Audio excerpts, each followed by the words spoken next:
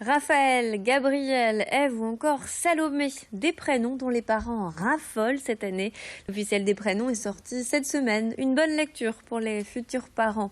Idil Gunaï a enquêté pour vous sur les prénoms stars de cette année.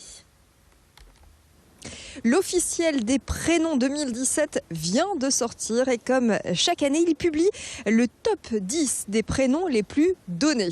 Alors dans notre région, 2 prénoms arrivent en tête, Jade et Léo, suivis de près par Louise, Jules, Chloé et Hugo.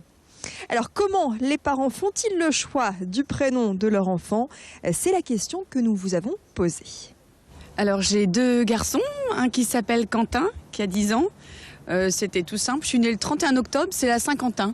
Donc c'est ma petite sœur qui m'a dit t'es née quel jour? On a regardé le calendrier, ça tombait la Saint-Quentin. On a donné le prénom de son grand-père, enfin de ses grands-pères, qui s'appellent Jules, tous les 2, tout simplement. On l'a décidé à 2. Ouais, non, c'était une évidence. Donc.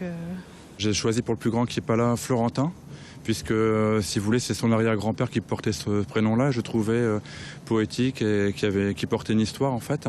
J'ai regardé en grande surface un abécédaire des prénoms. Et pour le deuxième qui a 4 ans et demi, on l'a appelé Gabriel. Et c'est Quentin qui a choisi, puisqu'il avait un meilleur copain qui s'appelait Gabriel à l'école.